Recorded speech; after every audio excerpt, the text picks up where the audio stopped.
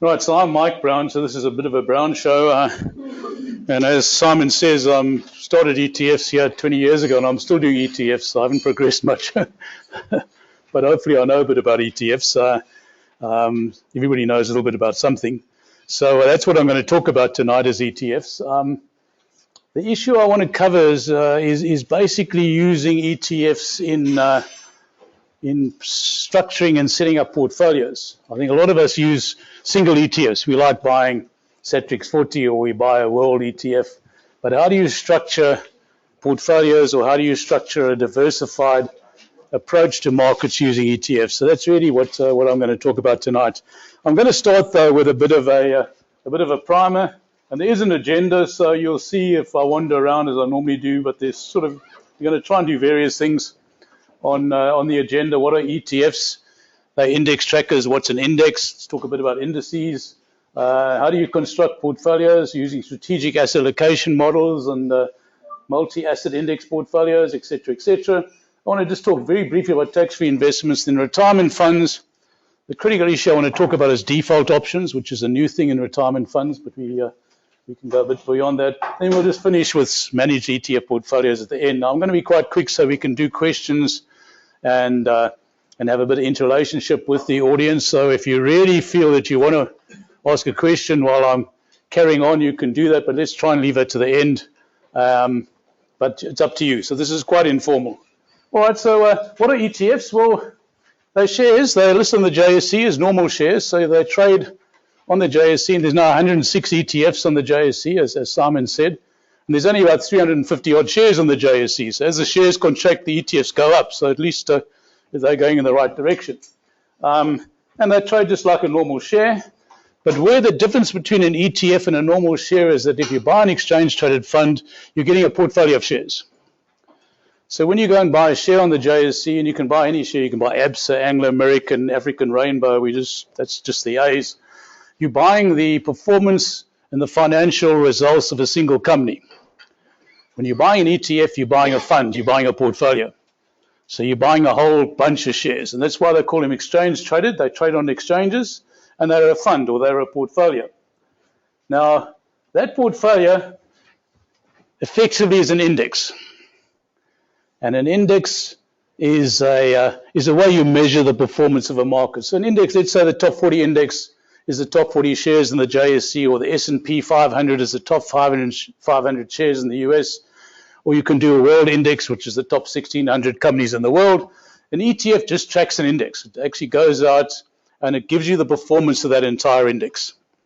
So the key issue to remember with ETFs, they're index trackers, and index trackers are passive. Okay, so passive investment is tracking an index. Active investment is where you've got some smart aleck who says he can beat the market, and we'll talk a bit about that as we go along. But active investors try to outperform an index. Index trackers say we'll deliver you the performance of that index. So ETFs are index trackers. They're listed on exchanges, and they're portfolios rather than single company exposure. What's an index? That's the top 40 index on the JSE, and it's alphabetical. And you're saying, well, there's not 40 shares there, so there's a second page, so there are 40 shares, so it goes down all the way down to Vodacom and Woolworths, and there's a first page as well. So that's the top 40 shares on the Johannesburg Stock Exchange. 90% of all the trades, value and volumes in the JSE happen in those top 40 shares. And they measure that index every 15 seconds.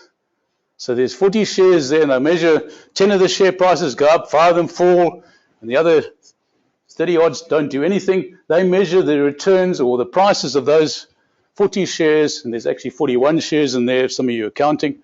They measure the returns of those every 15 seconds. So an index is a live thing. It's moving all the time because the share prices of those companies are changing all the time. So that's your top 40 index. Sorry, it's nice bit. Huh? Nice bit, second page, yes. So there we go. 24. Okay. Now that gentleman has raised a very good question because he says, well, what's 24 next to NASPER? So that's your market cap weighting. So what you do when you measure an index, you say some shares trade more than others, and some companies are bigger than others, and some companies have a freer float. In other words, there's more shares available to invest in. And so when you look at those things together, you find that Naspers is much more important in making up the price of the market than, say, Woolworths. I mean, Woolworths just sells food and ladies' underwear and stuff like that. It's not particularly important, whereas Naspers is, owns 30%, 35% of Tencent, which is the biggest IT company in China.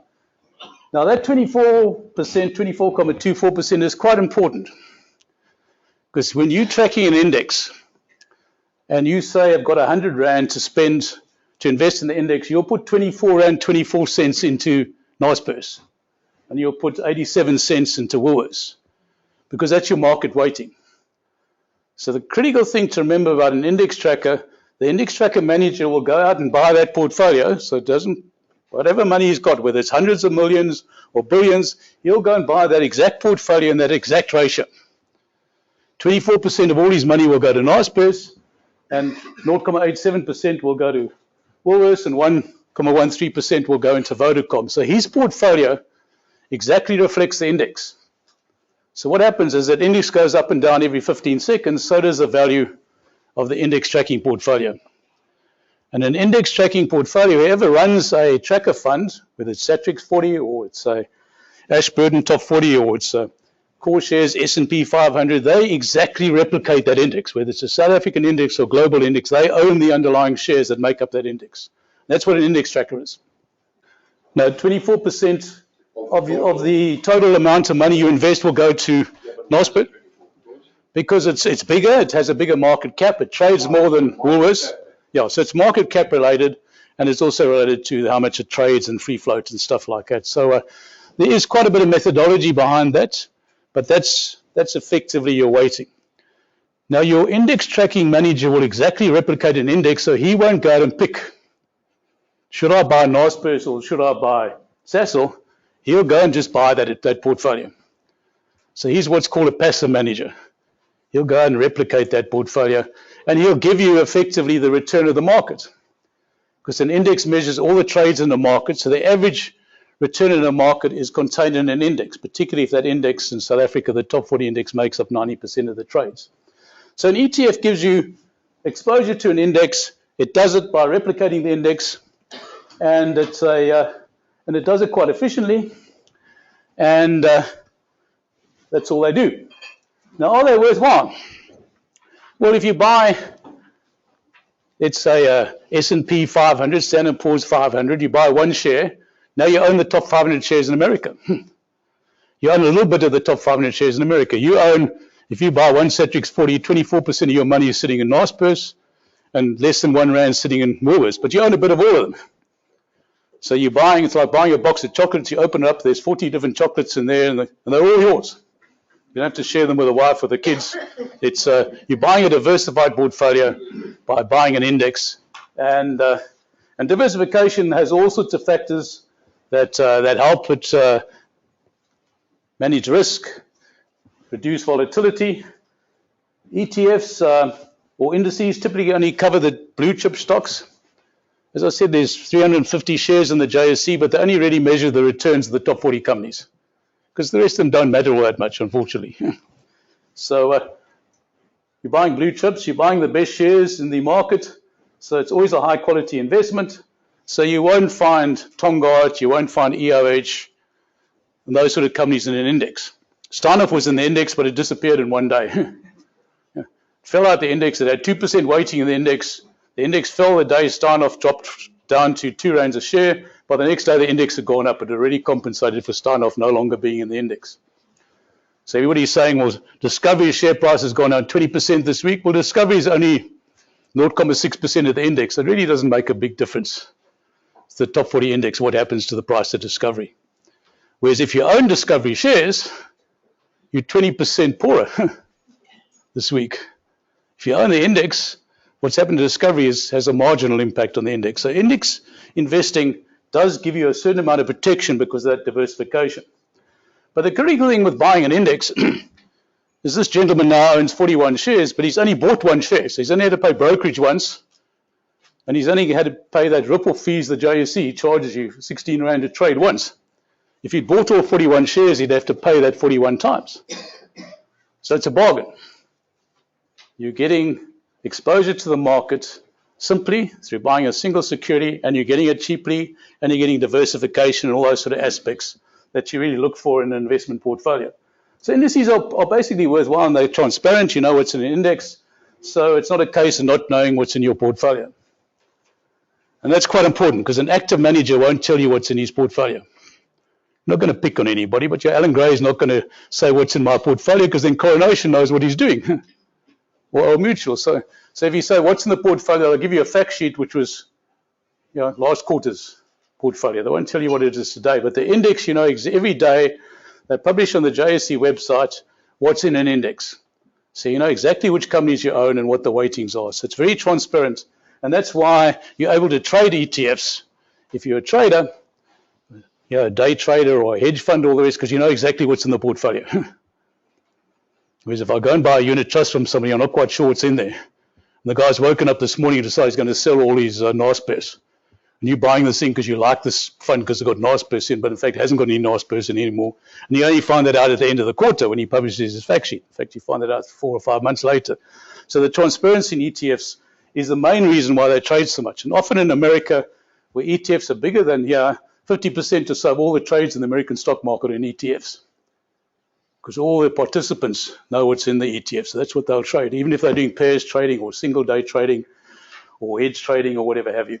So that's a bit about indices and ETFs. Now, through ETFs, you can buy all types of exposure. You can buy South African equities, top 40, say the sector index, you buy industrial index, you buy a financial index, you can buy a capped index, capped top 50. You can buy global shares. You want to invest in China, there's a China ETN on the JSE. There's quite a few American S&P 500s. You can buy a European stock market exposure. You can buy the FTSE 100 if you think Boris Johnson's going to get it right, whatever have you. And he might, you never know. But you can get exposure to the UK market if you want by buying a single ETF. So you get exposure to foreign shares, local shares, listed property. Nobody wants to look at a listed property share at the moment, which means it's probably the right time to buy it. So, but you can buy an ETF. You don't have to go and pick a single listed property share. You can go and buy a portfolio of listed property shares. And that gives you that diversification. It gives you the reduction of exposure, the concentration issues and so on that you have if you buy a single property stock. And by the way, listed property gives you a 9% dividend yield, which is not bad. When you get that sort of high yield, that's normally the right time to buy listed property. But we're not going to give any tips. Bonds, you can buy bonds as well. South African bonds, global bonds. There's quite a few global bond funds now on the JSE. You can buy commodities. And we all wish we bought rhodium 3 years ago because it's gone up 80% per annum each and every one of the last 3 years. Everybody says, what's rhodium? Well, it's gone up 80% in the last 3 years, so you'll find out. Because it's done that so well, you find out what it is. But you can buy gold. Or if you really want to, you can buy copper or corn or wheat or oil or whatever have you. Those ETFs are all available on the JSE. It gives you exposure to commodities. Commodities is very interesting at the moment because other markets are running out of steam. And guess what's happening? People are looking at alternative investments, and the price of gold has gone from, $1,200 to $1,500. Alternative investment. So commodities have their periods when they look quite interesting. Or you can buy all sorts of clever ETFs, which they call smart beta or factor investing. So you've got all these different ETFs that you can invest in. So why buy one? Now, what we've heard from Warren Buffett and people like Warren Buffett, who's the world's best known investor, he says, well, just put all your money in the S&P 500. But now, there's 6,000 ETFs in the world. Why would you just buy one? What about the other 5,999 ETFs? They must have something going for them. So why would you just buy one where you can get exposure to all these different sorts of asset classes and all these different types of market exposures? So the breadth of the ETF market, as I say, there's 106 of them in South Africa. There's over 6,000 ETFs listed on global stock exchanges, is what you now need to look. But the critical thing, and I won't rub this in too much, because you might have people, your husband might work there or your son or something like that. But how well do active managers, these are guys who go out there and say, well, we can outperform the index, and that's their mandate, to do better than the benchmark. The benchmark is the index. How many active managers outperform an index? And this is what we call the the SPIVA survey, which is done by S&P, and in South Africa for the last 1 year, 3 years, and 5 years, 93% of all the unit trust funds in South Africa have underperformed the representative index. So if you want to go and find a unit trust manager that's doing well, you've got to go and pick the 6% that can outperform the index. No, that's okay. Maybe you're a genius. You can find that 6% that are doing it. Otherwise, just go and buy the index. And you're going to beat 93% of the guys out there. Nothing against those blokes. I mean, they're all nice. They all live in Cape Town. They wear shorts to work and sunglasses and shoes without socks and so on. They're casual blokes. They're nice blokes and all that. But they're getting overpaid if they can't beat an index. But, we'll leave it to them. So simple is smart. And ETFs are quite simple, but they give you that sort of performance that makes them worthwhile. They all know there's some things that happen, You can go and spend a fortune and go to a really expensive restaurant or but a little Italian place around the corner gives you just as good a meal at about a quarter of the price. So we always look for simplicity. It's always nice to have a nice meal somewhere if somebody else is paying. But simple is often smart, and that's what ETFs give you. All right, so I'm going to leave it at that. So what we're talking about ETFs, they're index trackers. They now give you increasing exposure to all different asset classes, both in South Africa and globally. They help with all sorts of things as terms of managing risk and diversification and volatility and so on. We'll talk a bit more about that. And they tend to outperform active managers. Including in South Africa, we think our market's quite small. Those active guys would probably be able to do better, but they struggle, perhaps because our market's small. So that's what we've done up until now. What I now want to talk about a bit is constructing portfolios. Now, portfolios where you say, well, if I've got an ETF like the Satrix 40, my exposure is purely to South Africa because I'm buying the top 40 South African shares.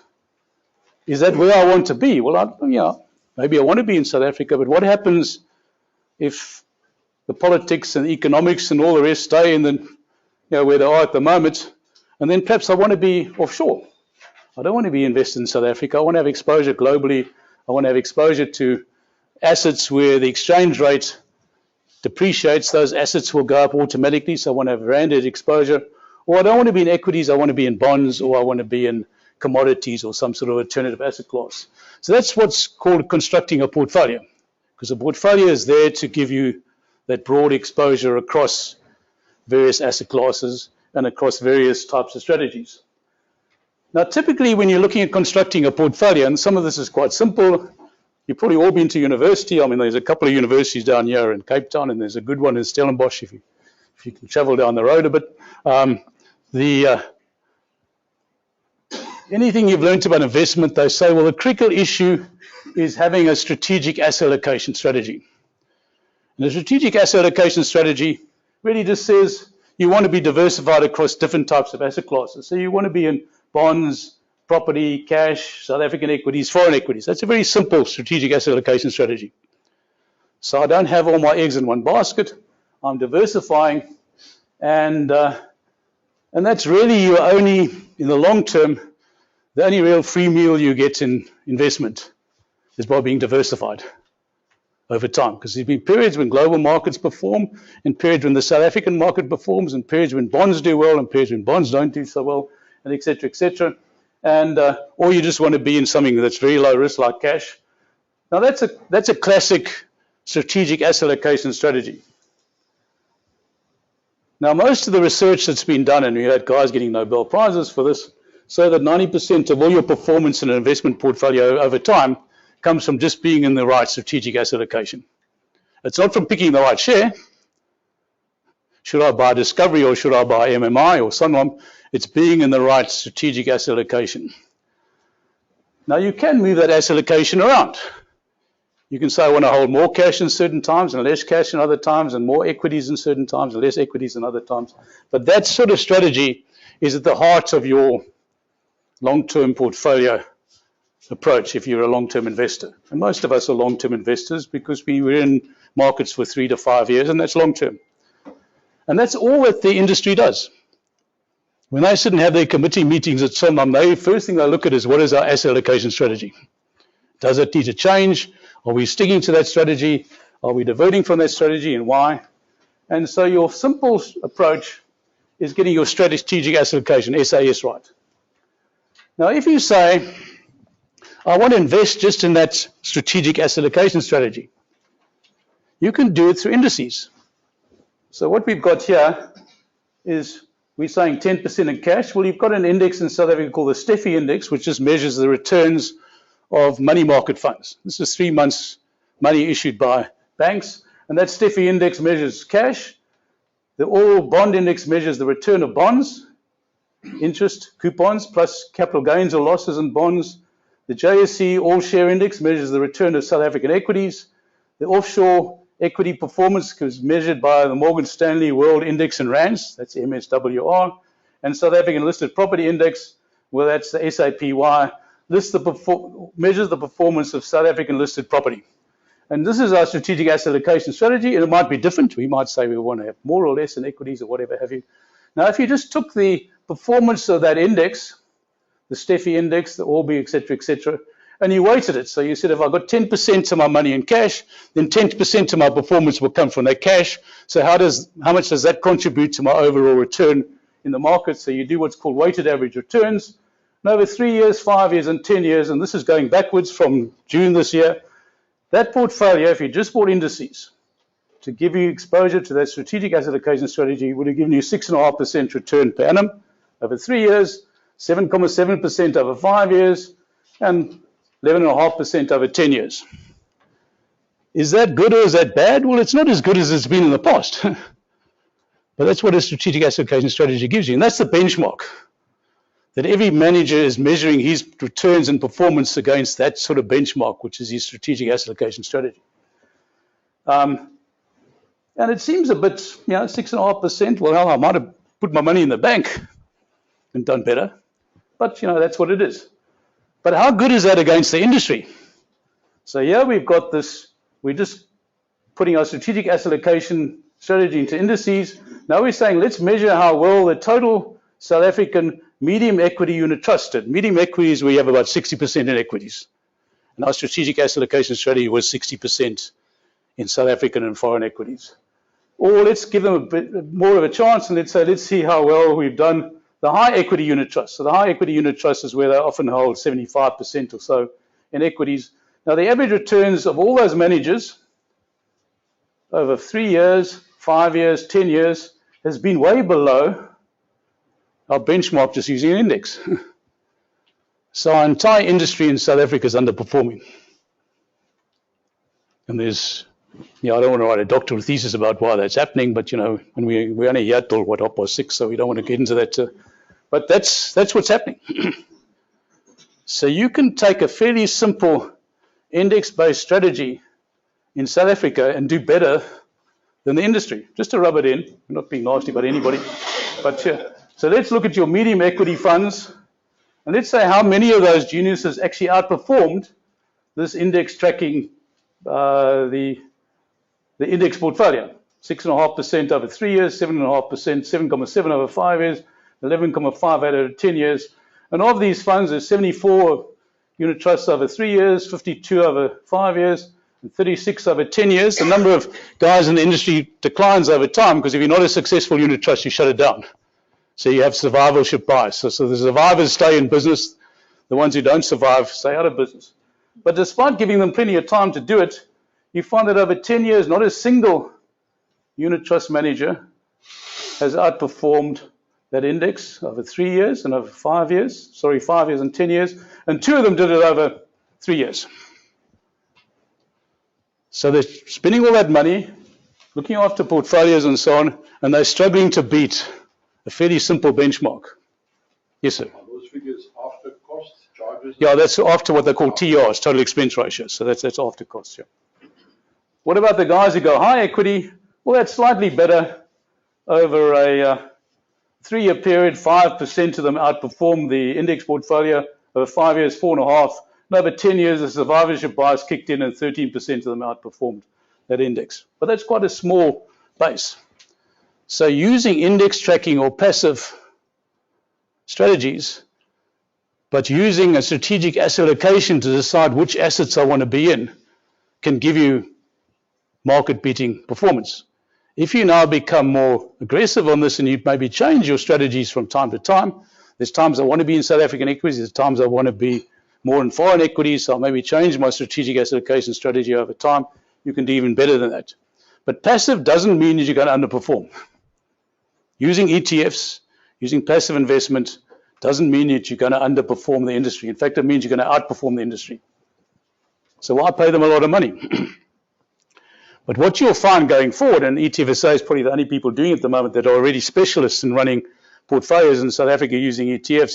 Globally, you're finding more and more the guys on the front page of the Wall Street Journal, Financial Times, the ETF strategists.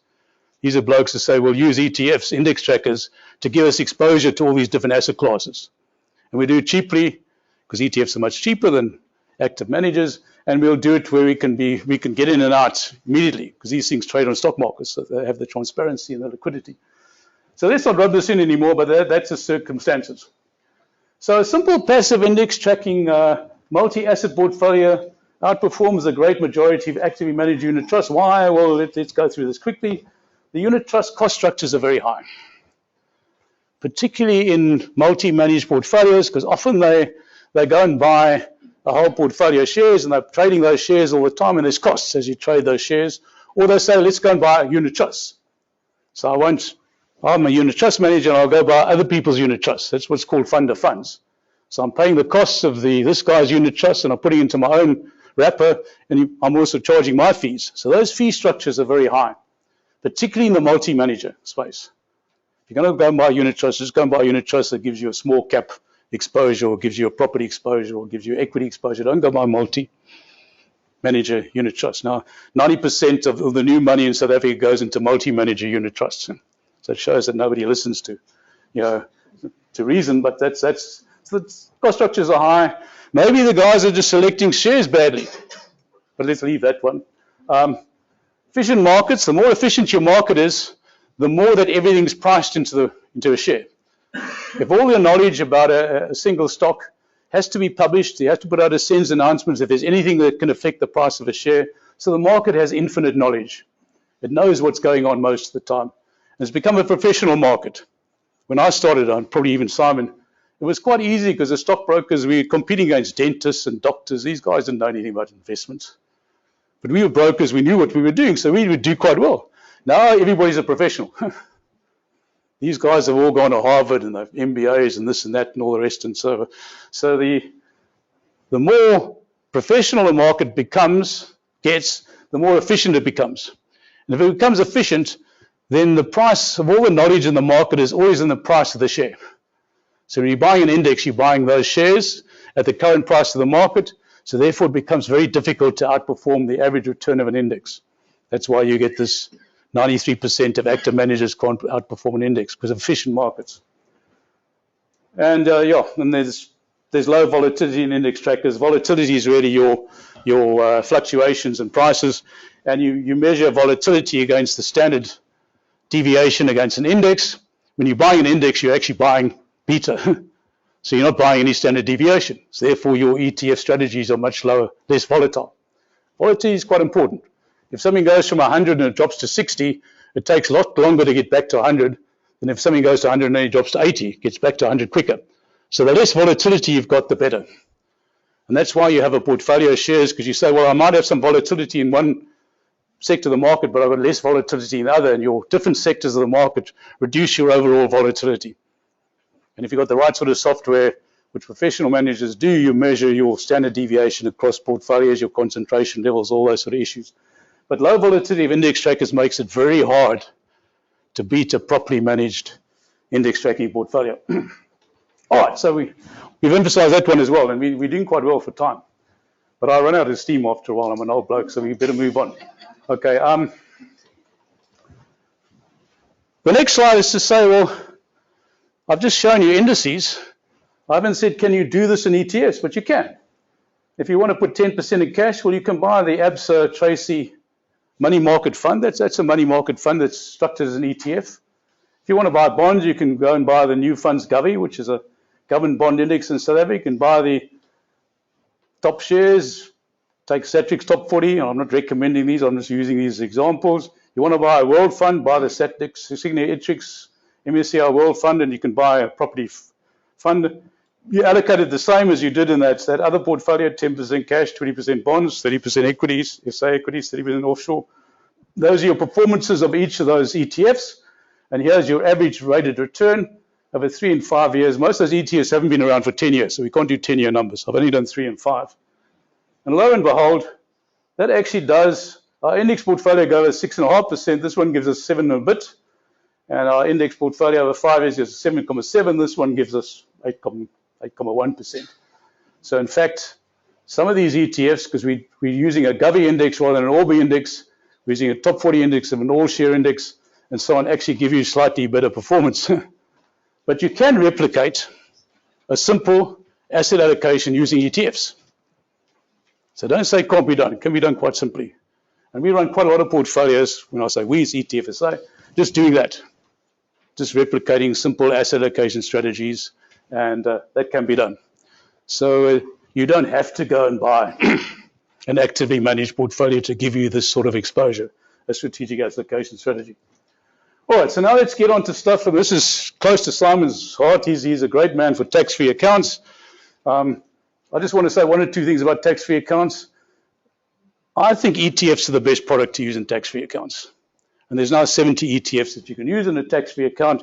You can't use commodities and you can't use ETNs, exchange-traded notes, because they're not recognized under CISCA, the Collective Investment Scheme Act, as collective investment schemes registered under the Act. They don't recognize commodities as an asset class, for instance. Despite the fact that we've had gold mined in South Africa 120 years, the geniuses in Pretoria don't realize that you can actually buy gold as an investment. But that's be that as it may. But even so, you've still got over 70 CISCA registered ETFs, and they give you access to all these different asset classes: local and global equities, local and global bonds, local and global listed property, high yielding dividend funds, etc. They're more efficient than unit trusts in tax-free accounts. The one is lower cost, but this one here is very important. When you buy a tax-free investment and you're getting paid 4 dividends a year, which an ETF does, or unit trust pays you 4 dividends a year, you go and look at your unit trust portfolio and see how big the dividends are. The dividends are negligible because their costs eat up those dividends. But if I get a tax-free investment, my dividends, I can now reinvest the dividends 100% without having to pay tax. But if the unit trust managers already absorb the dividends, I don't get any dividends out of them. So what's really efficient in the ETFs is you get this big dividend flow. Now, I often get guys, even 1 or 2 in the audience, saying, I like my ETF portfolio because I get this cash flow. Every quarter there's all this money comes through. But my unit trust portfolios don't do that. That's because the expenses are too high. So you must be in low-cost products if you want to get the benefit of reinvesting 100% of your dividends or 100% of your interest. And that's a big advantage in tax-free investments, because any theory, and you all went to university, even up down the mountain, Cape Town, they told you how important it is reinvesting income. Over long periods of time, reinvesting dividends is a big portion of your performance in a long-term portfolio. But now you can invest 100% of your dividends. Because otherwise, in a normal portfolio, they've already taken off 20% withholding tax. And even if they've reinvested your interest, you're deemed to have earned that interest, so you get a tax certificate at the end of the year, and you've got to pay the interest in your tax bill. And interest is taxed at your marginal rate once you've used up your 23,000 tax-free interest. So buying low-cost products like ETFs in tax-frees makes a big difference. Also, don't waste your money in buying a savings account through a tax-free, because you get the first 23,000 Rand interest is tax-free anyway. And if you're investing 33,000 Rand a year in a tax-free account, you're only going to earn about 2,000 Rands worth of interest. So put your tax-free accounts into shares or into unit trusts. We can't buy shares, unit trusts or ETFs, where you're going to see capital growth.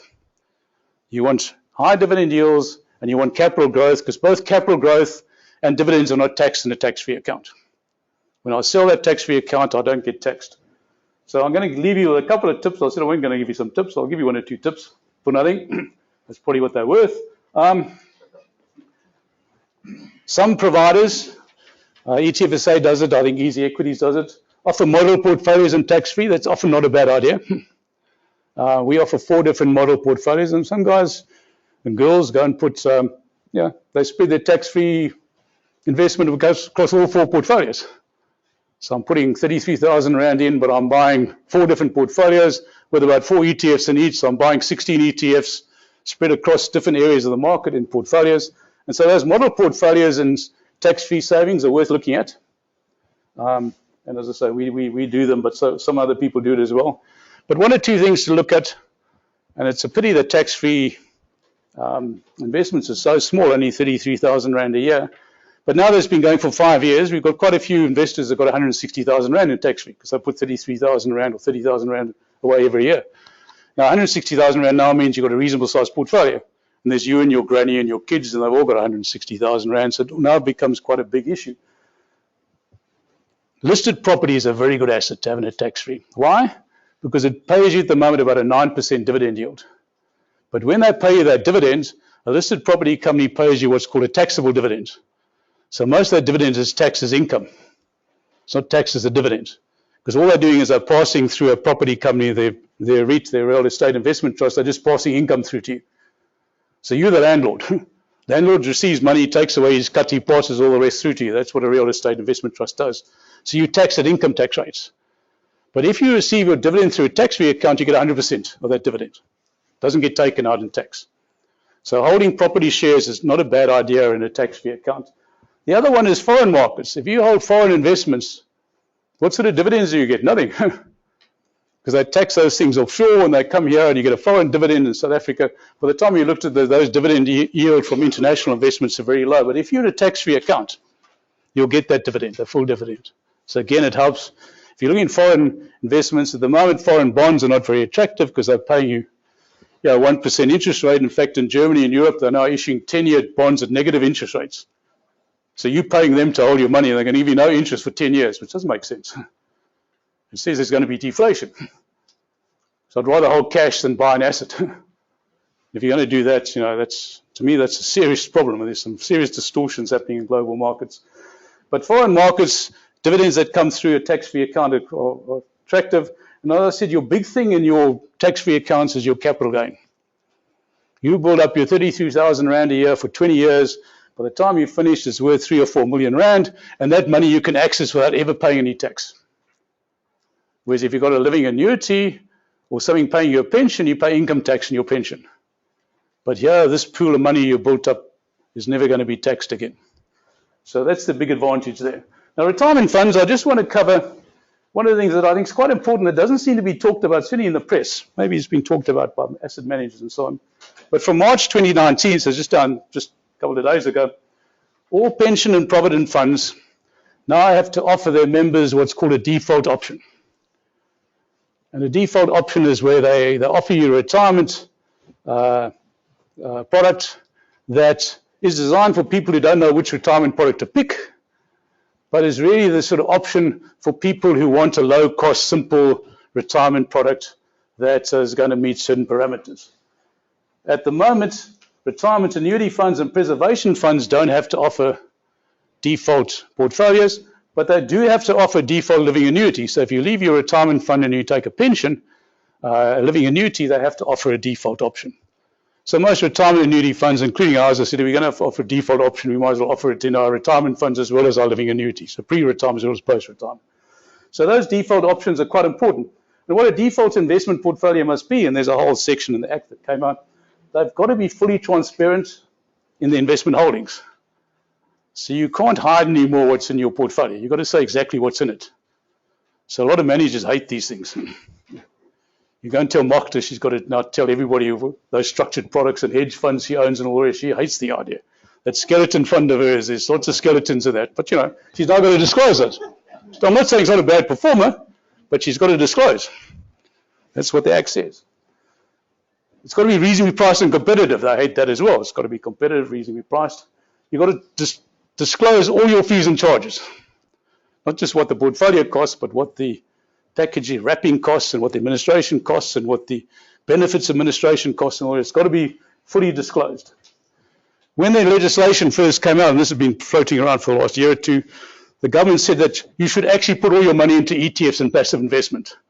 But it's now been watered down by the industry with all the lobby groups, the CISA and all the rest are saying now both passive and active can be considered. But the original act said just go and buy passive. That's what the original FSCA stuff. But everybody was asked to comment on it, and everybody commented on it, so we now got more. And you can't have complex products. You can't have loyalty bonuses. You can't have wrappers. You can't have all these things that the insurance companies are trying to sell you. So those default options are quite a simple strategy to follow in retirement. Now remember I said earlier, I said simple to smart.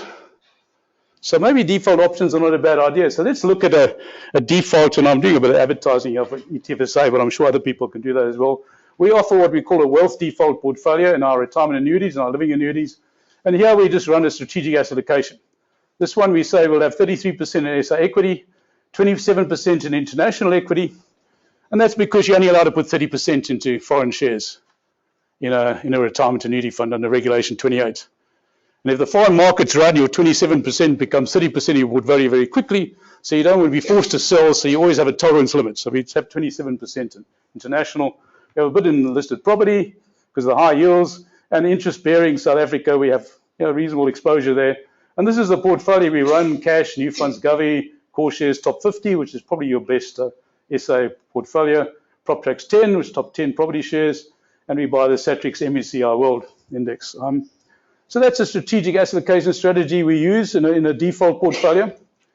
How does it do? Well, we have to go back and run those indices historically because we only introduced it this year. But over 6 months, gave you 7% a year, 6%, 3 years, 7.1, 8.2, 5 years. So the performance isn't bad. And it's looks pretty much like those index portfolios I showed you earlier. Same sort of returns as those index portfolios. But 8.2% over 5 years means you'd be in the top quartile, perhaps in the top 10, performance-wise, of all retirement annuity funds in South Africa. So those sort of strategies. And there's one crowd at the moment, I think they're 10x, but we won't mention any names, saying that over the last 10 years, they've had a 12% return in their RA fund. Well, you could have just bought a strategic asset allocation fund, gave you 12%. Because 10 years is what they call it, it's the right place to be. It's one of these nice spots, because over 10 years, you've had quite nice performance. But a fairly simple portfolio can give you very good returns. And I think what we'll see going forward, and you can do this when you get to your company. So what default option are you offering in your retirement fund? I work for the government or something like that. What's your default option? Well, we don't really have one. Why don't you go for a nice, simple ETF, passive portfolio, whatever have you? And if they do that, and they do it in volume, and they come to us, or they go to even Mokhtar or something like that, you'll give them a discount, because it's big enough money, they won't have to pay. So the fees will be low and that sort of stuff. So defaults, I think, will become quite a big thing in the retirement industry. Right, let's move on. I think I've got one or two other things to say. Now, managed ETF portfolios. This is where I'm talking to you about things like asset allocation strategies and moving between sectors and buying different ETFs and stuff like that. If you can't do it yourself, well, we manage those sort of portfolios. And that's the biggest part of our business these days. So we are ETF strategists, and there are other people doing it. But managing portfolios using ETFs makes some sense, as I think I've sort of told you as we go through this. So let's just look at a portfolio.